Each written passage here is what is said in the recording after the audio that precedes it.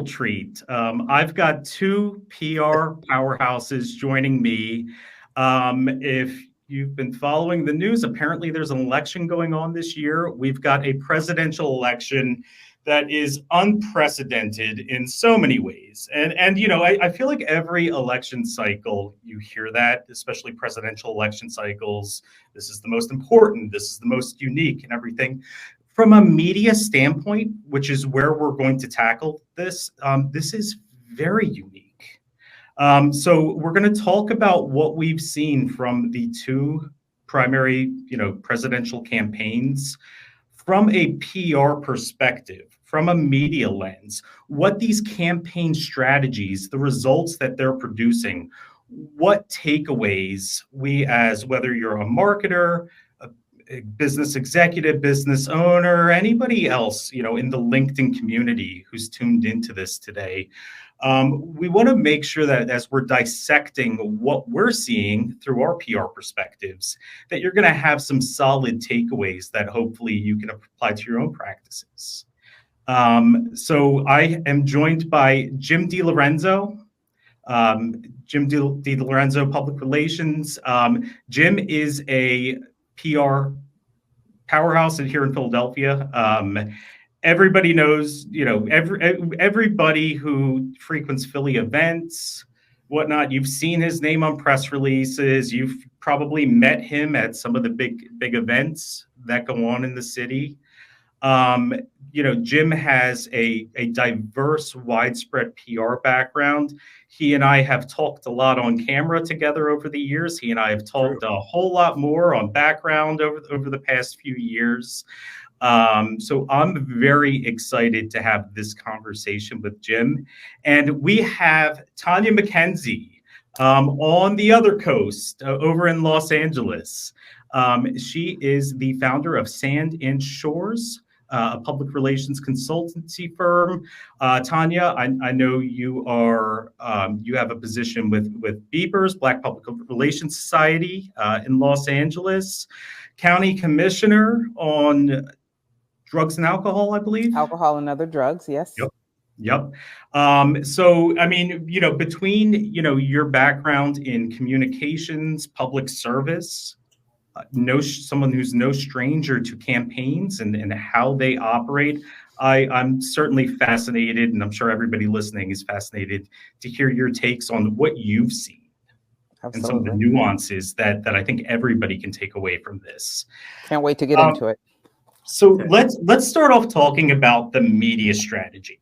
The media landscape, we have a presidential election every 4 years. And every 4 years, especially recently, the media landscape changes a lot.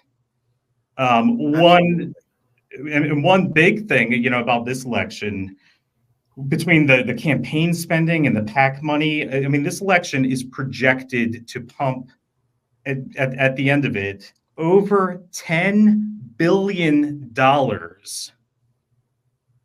in ad spending. Every year it goes up. Every cycle it goes up. Exactly. And I just saw an Axios report that $2.2 billion in local TV spend. Mm-hmm. And why don't we kick off talking about that? If anybody who knows anything about local media, they're certainly hungry for revenue. And those of us who follow what goes on in Congress and with these elections, 2010, there was a Supreme Court decision that changed a lot of this and really opened the floodgates to all of this ad spending. And that was the Citizens United ruling, which opened the door to these PACs, where beyond just the pure campaigns, now you could have people funneling really unlimited money to support their candidates of choice. So Jim, why don't we start off with you? I'd love to hear your take on the big spending that we're seeing specifically in these swing states. Well, here I sit in Center City, Philadelphia, which apparently is ground zero for everything right now. The candidates have been in and out of here every day of the week for the last several weeks. And one of the things that I've been seeing in my travels around the city and in the suburbs is the proliferation of PAC-generated highway billboards. not campaign related, but PAC related. And individual donors are saying this ad was paid for by Joe Smith, or things like that on highway signs and on roadside signs all around the Philadelphia area. And I think that that's one of the most fascinating things to me, is that these private individuals or PACs who are buying ad space on highway billboards in the area, and also inside the city. The other thing that I have found very intriguing, as far as the ad strategies and the media strategies, is the proliferation of the PAC ads on local TV in every possible break, every possible broadcast window, whether it be morning drive time, afternoon, evening, prime time, World Series. I mean, you just can't escape it. No matter what channels you're on, you're going to see these ads. And I'd say 50% of them or more are PAC generated ads. They're not the candidates' ads or the Democratic or Republican committee ads. It's these PACs that are putting these ads out there. And this is really the first time I can remember that proliferation of individual and corporate spends on these campaigns beyond and above what the candidates are doing. Mm-hmm. And Tonya, you are not in the swing state. At least for the presidential election. Now, obviously, you've got local elections, so certainly you're seeing big campaign spending, I'm sure. They're in LA. So here's the thing about the spend, and I think they really got very intrinsically strategic about the raise. So not just the spend, but the raise. Also letting people know that are donating, that they are donating to down ballot items. So focusing in on local issues to raise the big dollars to then be able to support, because California is for the most part liberal, but where I live, it's very down the middle, right? And any president, which also goes into the education piece of it, any president needs the support of Senate and Congress and all the people. So you have to get those individuals elected. So educating the public as to how they're going to get things done, and then supporting local candidates and local issues. So California, people think it's just all blue, and it's not. We have Trump flags driving down our street on a regular basis. We have, they could be around the corner. So I'm kind of on the cusp here. So you do have to be strategic, because we have, we've elected Republican governors before. We have had Republican mayors here in Los Angeles before. So you do have to be very locked in on not just the issues, but the issues of the moment for the local market that you are trying to tap into, and then being able to make sure that you have a raise or you have a spin that will support the top of the ticket. So it's been interesting to watch how they're trying to thread that needle, right? And there's even, I think another part of LA, there's a Republican that's saying, hey, I vote, maybe it's here somewhere else, I am vote for me and Kamala. So there's a Republican ad that says that. So only a PAC is going to pay for something like that, right? Like top of the ticket is not going to do that. So that's when you bring in PACs to be able to use a large spin to accomplish the ultimate goal. And I think most people just think it's red versus white. No, it's a strategy that then you have to message in a way that gets the end result that you need. So all of that has been interesting to watch, on top of the spin for influencers. So you have the influencers, and you have podcast advertising also. And then you also have niche media, so Black media, which is, I don't think has ever gotten this amount of money from a campaign. The PACs have had to contribute to that. So watching the whole pot of money just kind of funnel through the strategy of the larger mission has been interesting. And no, we've never seen anything like it before. So just sitting back watching how they're dumping money in different places has been, just for us, not for everybody, but we get it. So being able to be like, oh, that was interesting. It's almost been fun to watch. Mm-hmm. A little psycho, but fun. And do you guys see messaging from the individual donors or the corporate PACs or the whatever the organizations are that differs from the candidate's message, that kind of strays a little bit from the campaign messaging? I'm seeing a lot of that right now, as far as like candidate A will be concentrating on one message, but at the same time, a PAC that's supporting him or endorsing him is coming out of left field with another message entirely. And it seems like, I know that the campaigns cannot approve and assist in the PAC ads. Wink, wink, wink. Like a lot wink, wink. Yeah, a lot of them seem to be spreading messages that aren't necessarily part of the candidate's message. Yeah, no, I mean, of course there are funnels for them to communicate. That's it's not even a dirty little secret. I mean, that happens. So no, a lot of it is certainly coordinated. Now, there are certain things that a campaign might want to keep their hands clean from, that a PAC can dive into. And we do see that, Yeah. Now, and actually, I mean, in years past, ever since Citizens United, you would typically see the PACs, go a little bit more edgy and extreme. But I mean, and we'll talk about messaging.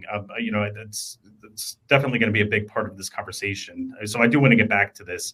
But this year, yeah, I mean, we're seeing the actual campaigns get a little edgy and with their messaging and tone, just adjusting to an audience that I think is more accustomed to that banter, social media style quips and whatnot types of rhetoric. And Brian, you had mentioned offline about traditional media is being used now to generate clips and things that they can leverage on social media and in ads, that maybe the interview with a local TV reporter on the stump that then gets repurposed for a soundbite in an ad that's used on social media, or reposted and reinforced on social media, so that they can kind of just like play with that one clip that in the past would have just existed only on that TV moment. Yeah, that's a big thing.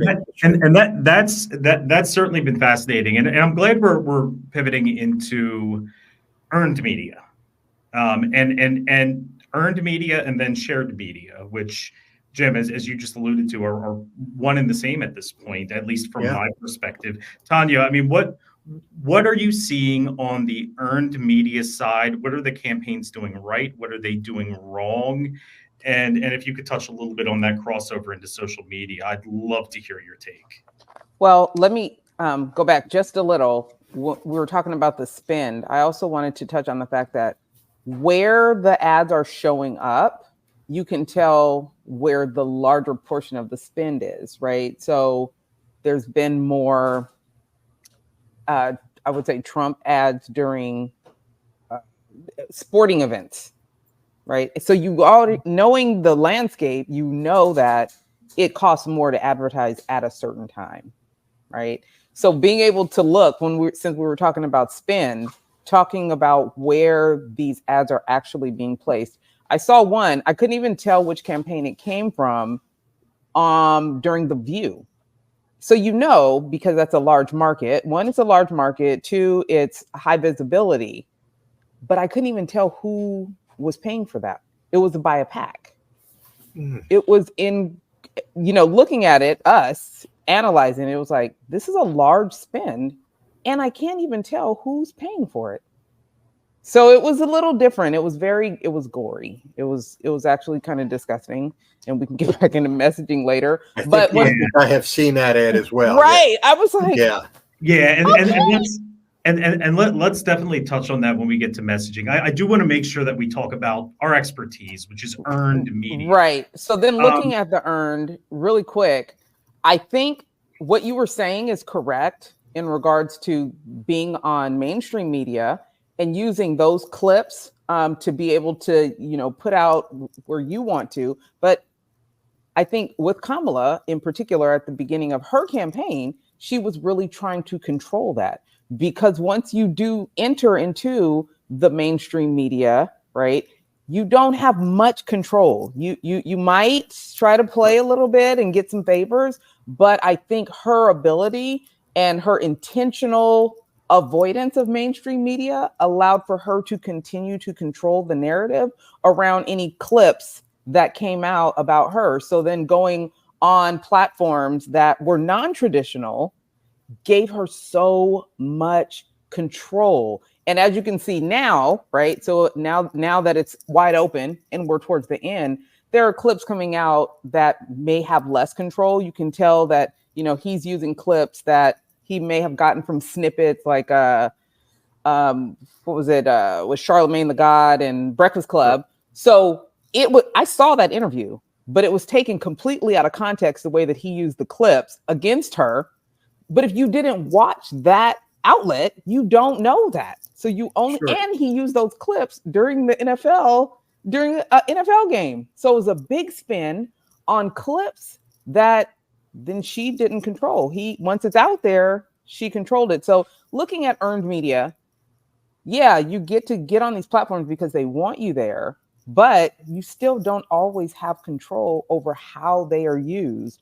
So it's just really interesting to be able to do that dance. She controlled it at first. And, Trump is I'll go wherever, anytime, as long as they're friendly to me. Okay. So you earn the right to be on certain platforms based on your relationship with those journalists. So that's a great takeaway for anyone out there that's trying to figure out how to navigate more earned media. It's a relationship game. From the highest to the lowest, it's a relationship game, and they're all kind of playing it to their benefit.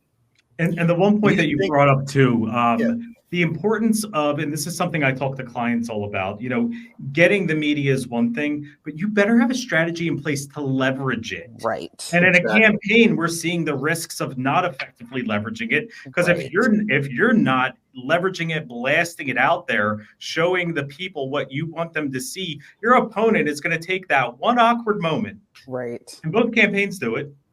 They're going to take that one awkward moment and brand that entire appearance and frame that entire appearance around about that one moment.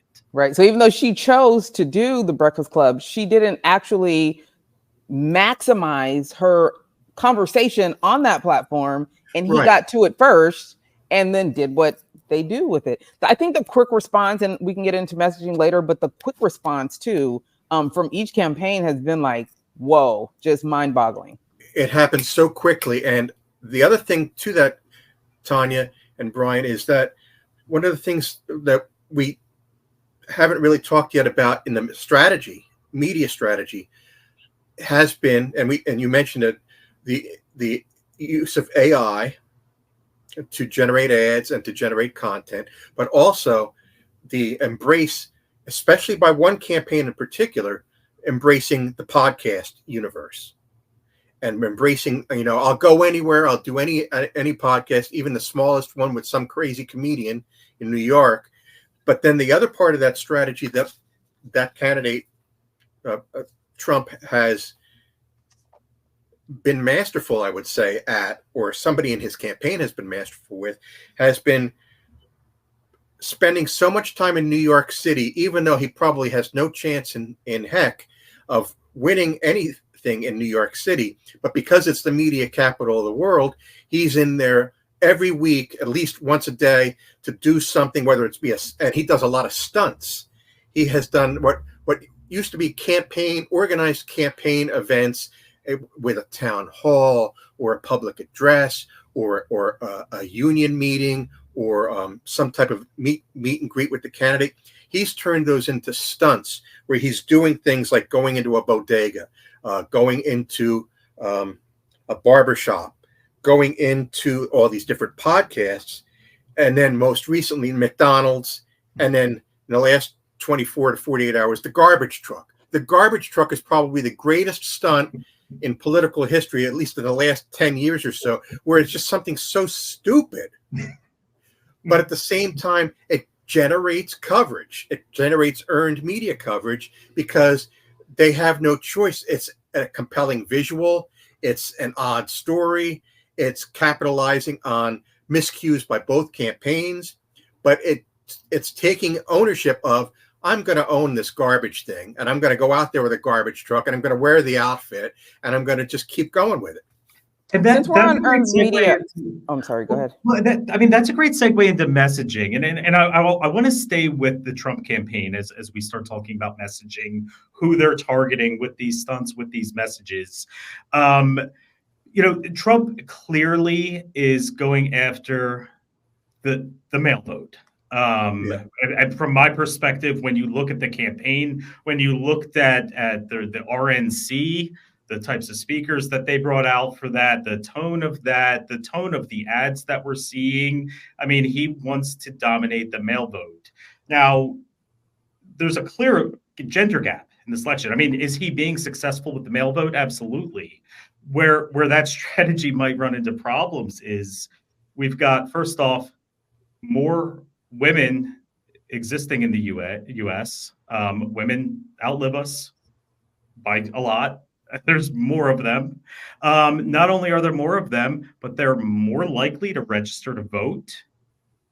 And since 1980, the women's voting turnout of those registered voters has been several percentage points higher than the mail vote. So there's more of them, they're more likely to register, and they're more likely to actually vote when they are registered.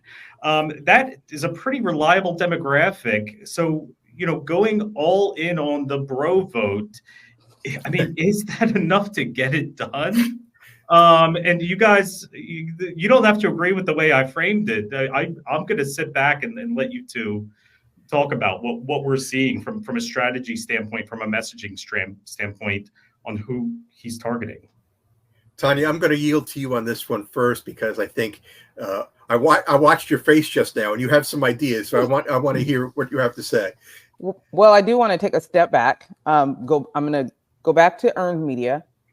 When he was going through his trials while Joe Biden was still the candidate, he recognized that his trials were earned media because he couldn't be outside.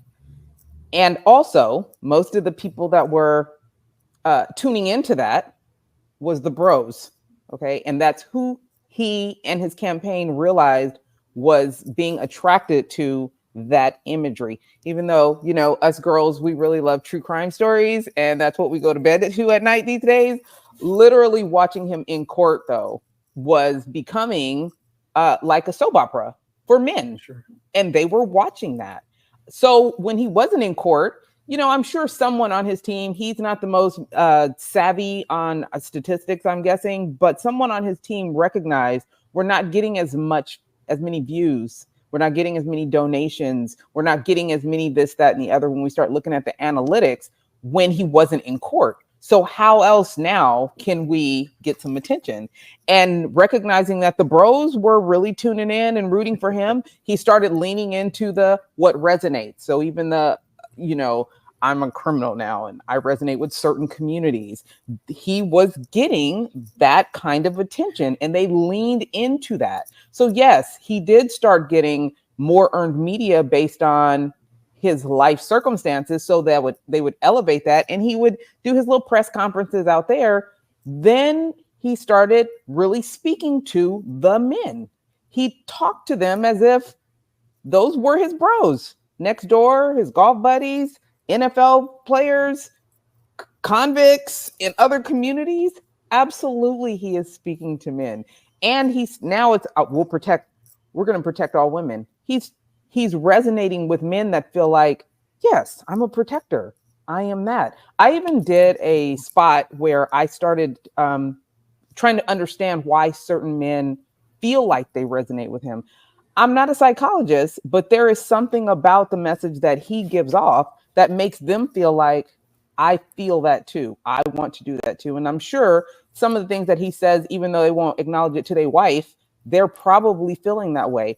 keeping in mind public relations and the way that we give off information and we get people to tune in is how we connect with them. And that is the one thing that he has learned how to do very well, is connect, even if it's in a weird space, even if it's in a trash truck that no one else probably sees themselves in. He knows how to connect with them. And then he runs off, and he always gets good at it. And then he runs off and says something wild, like, even if the women don't like it, which sounds very cringy, but there might be some women out there that like to be dominated. So who knows? He knows, because he never pulls back from it, and they never stop supporting. So yes, I absolutely feel like he's not talking to me. Like, he's not talking to me. Okay. Yeah. But and I also, you mentioned too, obliquely, the authenticity of his emotions, if you will. Not necessarily what he's saying or not necessarily what he's doing, but the way his face and his words come out. There is something genuine and authentic there. Whether or not you believe in him or not, he still comes off as, to use a old and outdated phrase, a guy's guy. Yeah. And I think that when we talk about messaging and media strategy, unfortunately, Vice President Harris doesn't come off as authentic as she could, because she always falls back to the message points, even when it's not an appropriate response to the question that is asked or the moment she's in. She will fall back on a message point, which as a PR professional, when you do media training, you love the fact that they understand the messaging that you've created for them. But at the same time, you have to know when to deploy it, right, when to utilize it, and the art of the pivot too. You know, you never outright ignore a question. I remember that the one and only debate between her and Donald Trump. And first off, I predicted she would start off slow because she hadn't been doing media interviews, right, which I thought was a detriment. Of course, she was going to start off rusty. Now, I think most folks that watch that agree that she built momentum, got more comfortable throughout it, and most of the responses polling I saw after that, had her as the winner. I thought she won that debate. Yeah, I mean, it took her a while to shake off the rust, but back to that point, I mean, the first question, are you better off than you were 4 years ago? And she starts off, I come from a middle-class family. Like, she went right to the talking points. Didn't even acknowledge the question. When you and one of the things we need to teach people when we're doing our media training, or what I try to teach, is to bridge to the question. Bridge. That's a great question. Let me start by saying the weave. Yeah, exactly. The weave. That's the new phrase. Yeah, you're right. The weave. I call it the pivot. You call it the bridge. But yeah. But you have to acknowledge that question before you can even weave your storyline. I call it merging. It's something people in LA don't know how to do. Okay. In traffic terms, you're absolutely right. Let's talk a little bit more about the Harris messaging.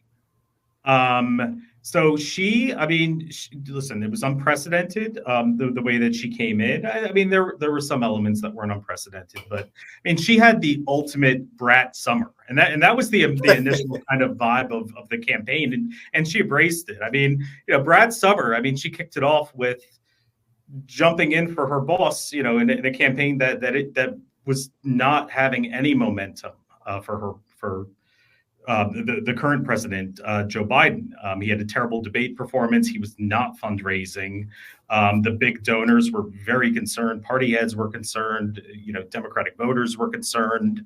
And she came in, jumped in with that brat summer vibe, and had a ton of momentum. And that's not my opinion. I mean, the fundraising numbers showed that was a massive catalyst, and really shook up this election, and instantly, put her in a very competitive position. She shifted from the brat message to the joy message.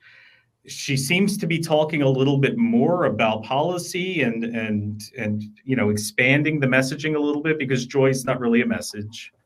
I would also argue, MAGA is not really a message. Make America Great. I mean, that's not a substantive message. That can mean anything. Joy can mean anything. So what are your takeaways from what you've seen? What has the Harris campaign done well as messaging, and where is it falling flat? Let me jump in here really quick before I forget my thought, because I'm getting older. But we haven't really delved into the AI portion of things. And I think what people forget, so I want to dive into just the fear of AI. It's like, oh, they're going to take over my job. No matter how good technology gets, you have to have a human connection in order for it to resonate. And the joy piece of it is the part that resonates. Also, it shows change. So we all know elections are won with change.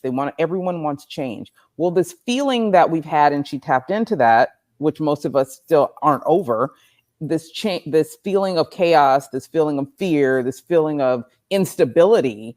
Her message of joy is really about stability.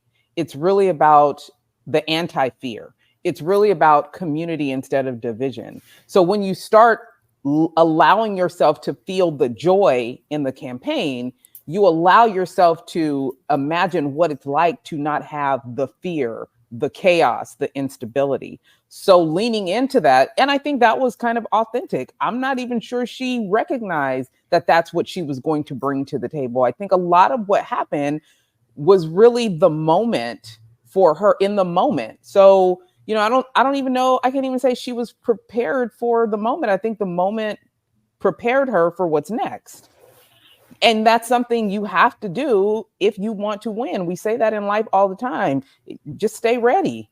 What does that look like? So the change was the joy. And I think just like Tim Walz came up with the weird, okay, it just happened. It was organic. I've said it before about certain people, like that was weird. And he made it a thing. So that joy, I think that was a very authentic thing. That's why it caught on so much in regards to joy. So the meaning behind joy, not so much that it's joy, just like certain people, the meaning behind MAGA, they don't even know when America was great again. Half these people, they don't know history. They haven't studied legislation, how we got here. But for some reason, MAGA, that resonates with them. So we're just back to what resonates with you, what feels good to you, and how you move forward with that feeling, I think has been incredibly important. And before I forget, also seeing her go in places that, again, maybe in people before her didn't go, or places that were uncomfortable, and she still brought joy to it, like Call Me Daddy podcast and even Fox. Like going into those spaces allowed for people to feel less afraid of what her at the helm looked like, so giving us more confidence in what that looks like, because we know what it looks like on him. We know what it looks like. He's been president. So we know what that looks like. So her doing certain things that allowed for possible constituents to then picture her in those moments are important. I just think that when we as PR professionals look at things and we're trying to connect them, sometimes we really have to amplify the feeling of it. What resonates, what has resonated in these moments. So it doesn't really matter what word it is. It's just, what did you see that resonated with you or didn't, didn't. And Tonya, as far as takeaways, I love the direction you took that, because there's a client I worked with years ago in the wealth management sphere, and a big part of how they branded their company came from just a candid conversation with the client. The client said, the best thing you do for me, you give me peace of mind. And this guy, like our heads work as PR people, when you hear that come about organically, you're like, that's it.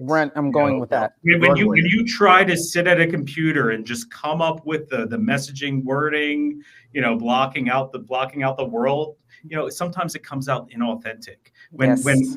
when that magic word, phrase, whatever it is, when it comes up in those organic conversations, if you're marketing minded, PR minded, it's going to hit you immediately, and you're like, yes, that's it, and you go head down all into it.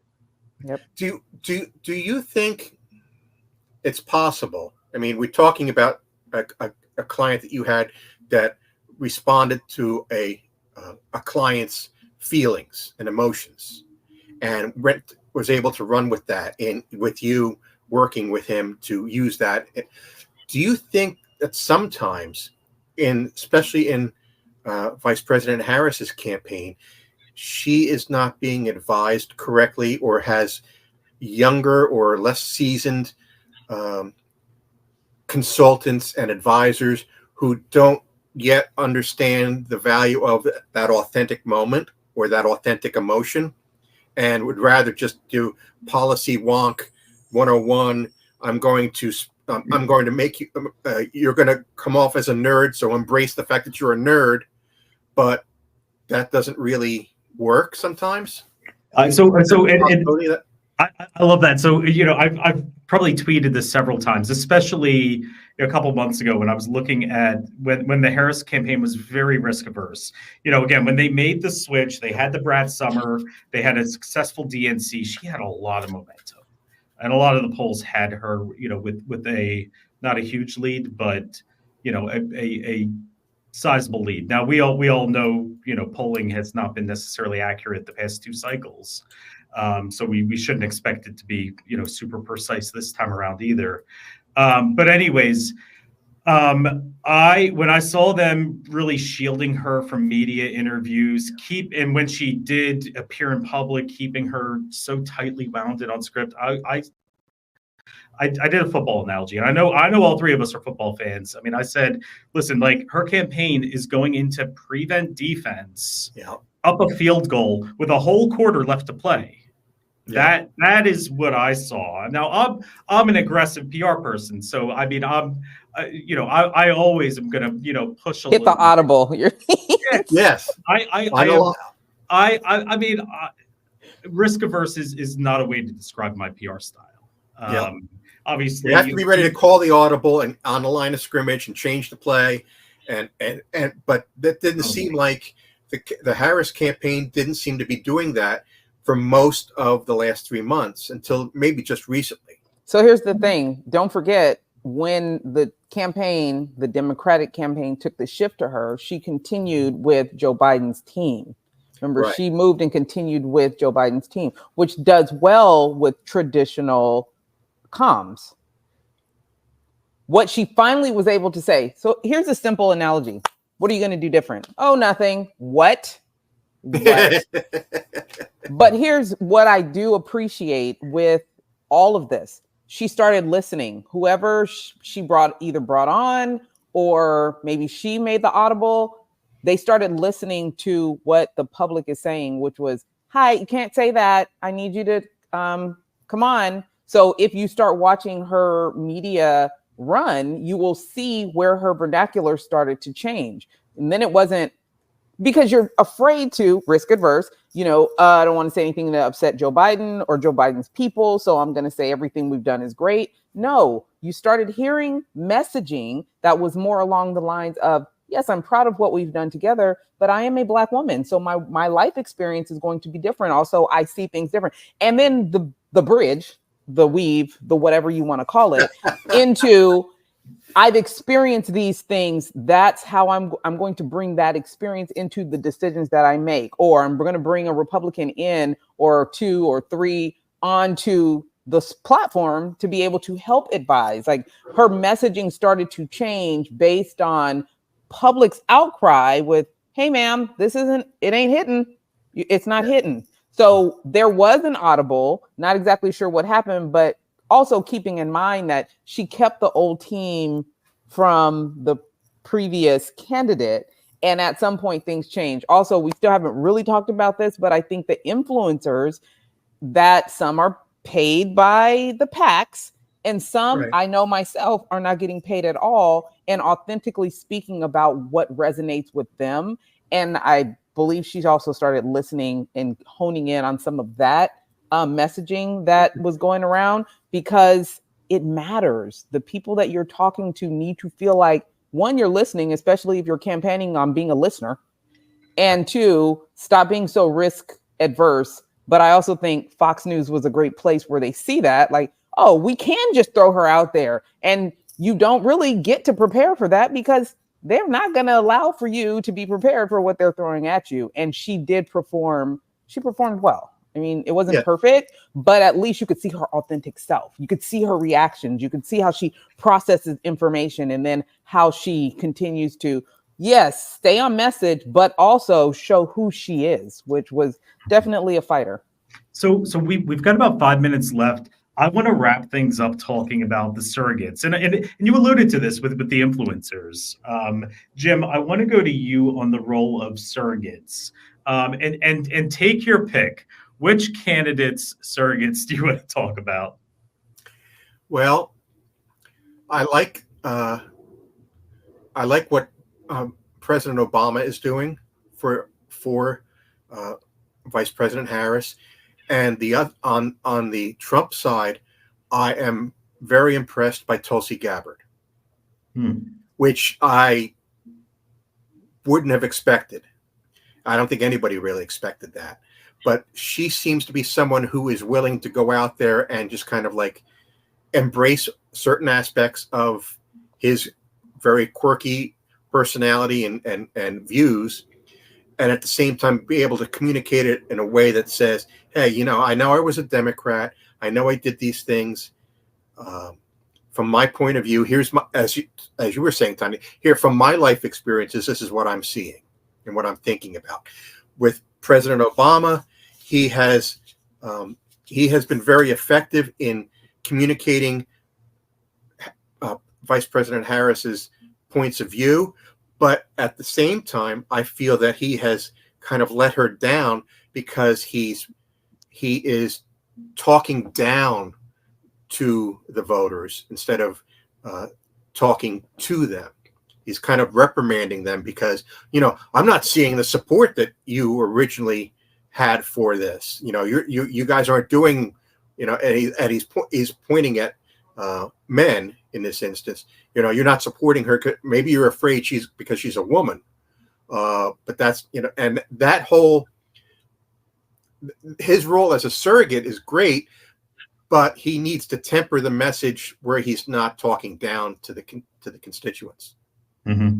And I'll just add my perspective to that, because I do think that, when you look at Kamala Harris's surrogates, yes, you've got Oprah, you've got Beyonce, Taylor Swift, and these are all massively influential people. The Swifties are going to show up at the polls. Do not ever underestimate the Swifties. But what about the Hulksters?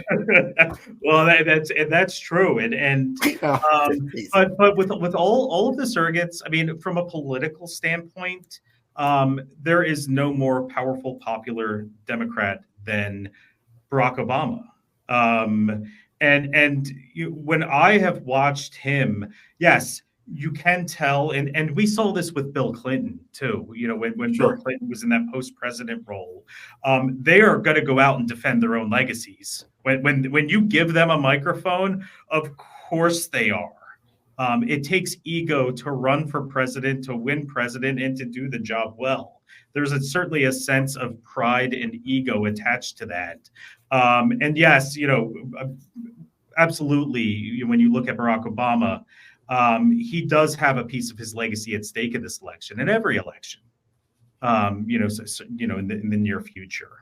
And you do get a sense of that.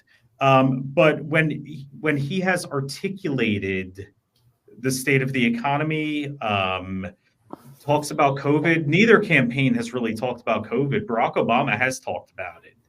And exactly what his administration had put in place, what the Bush administration before him did, and has put some onus onto the Trump presidency for the way that was handled, and articulated it. And some people can agree, disagree, but he articulates it in a very convincing way. Same with the economy. So I think he's been very effective. But Jim, I agree with you. Some of his comments are a little bit self-serving and defensive. And Tanya. not necessarily the best media clips to then be repurposed for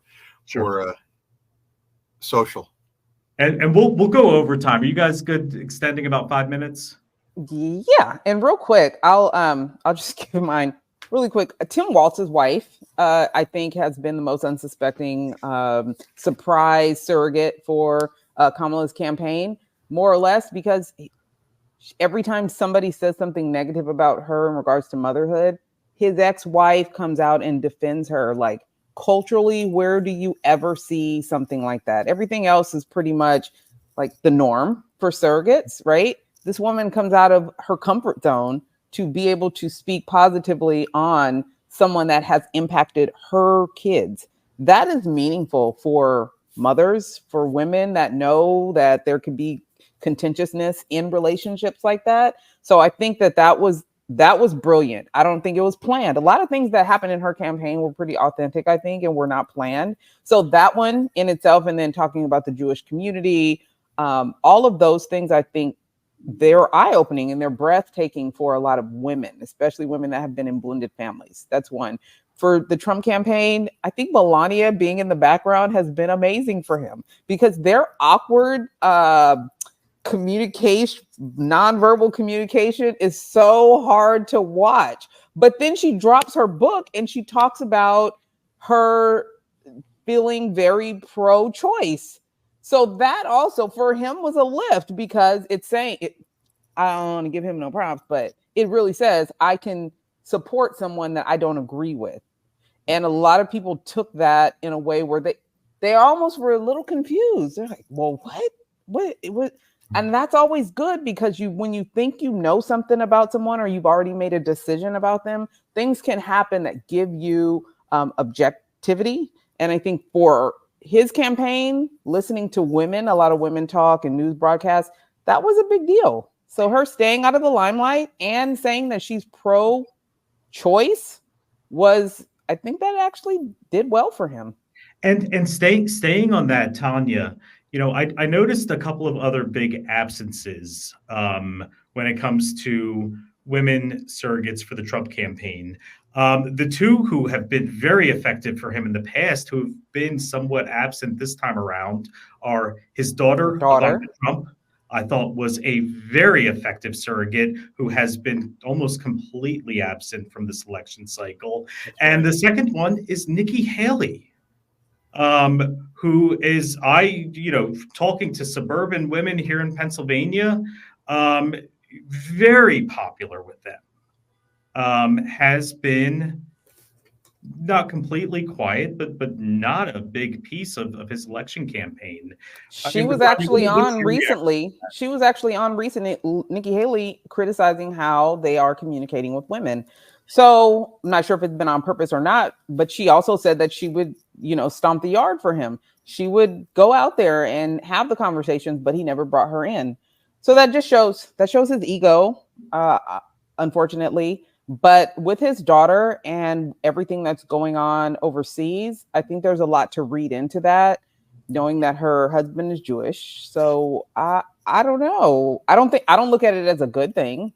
And she's been very silent. So not only has she not shown up, she hasn't weighed in at all. Mm-hmm. Yeah. So Jim, what are some of your final thoughts and takeaways from, if you can put it into a minute of what you've seen this cycle, what people can look for? If you've got a crystal ball and want to predict how things are what's going to happen over the next week, go for it. If not, I get it. Well, I don't want to predict anything, because I would have never predicted that we would be arguing over an apostrophe. And how the written word compares to the spoken word. But I will say that I continue to be fascinated by the surrogates and the consultants and the proxies who are on the cable news shows as panelists or guests. And I always recommend to my clients who are feeling uncomfortable with interview situations, especially this time of year, I tell them, watch Fox News, watch Bloomberg News, watch CNBC, watch Fox Business, watch MSNBC, watch CNN. Watch how people are doing these interviews, how they are speaking, how they compose their thoughts and respond to questions. And there are good people, and there are bad people, and there are the people who just manage to accommodate that.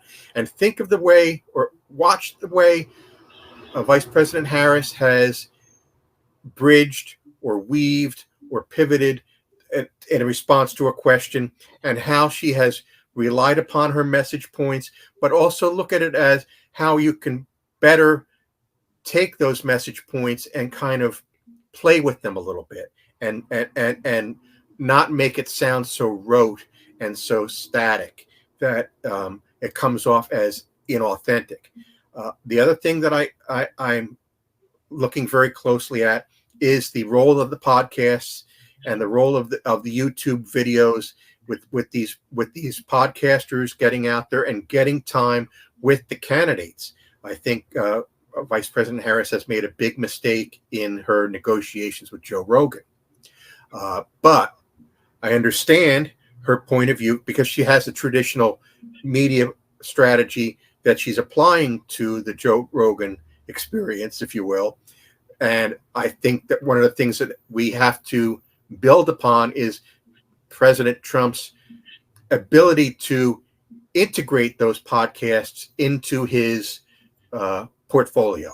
And he's using them very effectively, I believe, in communicating his message. So if you're a business owner, you're an entrepreneur, you're a CEO, and you've been questioning the validity of podcasts all this time, now we really see that coming into its own as a communications tool for all of us. Mm-hmm. And then the third thing that, Tonya, you had mentioned this, the role that AI can play in helping you craft the message, helping you create the memes, helping you create the social media posts.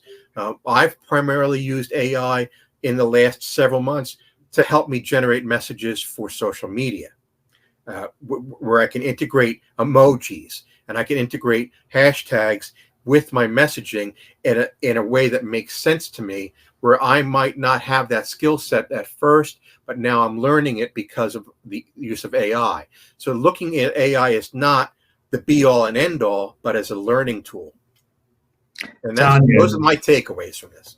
Tonya, 60 seconds. What are the big takeaways from what you've seen play out over the past few months? Stay on brand. Okay. Be fearless, because when you are afraid, you're constrained. And when you are constrained, you're not allowing yourself to connect with the community that you are looking to get to support you or your ideas or your business. But always stay on brand. We get blindsided sometimes by the trends that are out there and what people are telling you to do. Sometimes you really have to go with what you feel works for you. Stay on brand, stay on message, but be authentic about that message, because if you feel it and you have the ability to help connect your message to other people, go with that. Go with that and understand that who you are is what matters.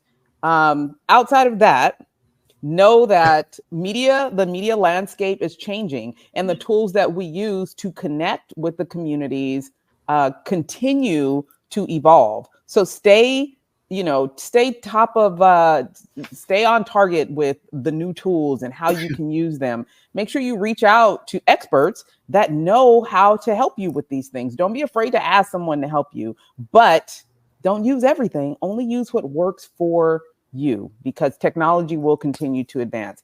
Outside of that, have fun with what you're doing. I think that we talked about joy at the top of the hour, and joy is when you are enjoying what you are doing. So don't put yourself in a situation to where what you're doing feels weird, then it's not for you. You know what I'm saying? Do what works for you. Allow for the joy of the work that you are doing to shine, and you'll connect every time. Jim DeLorenzo, Tonya McKenzie, thank you so much. Thanks everybody who tuned in. If you haven't yet, vote.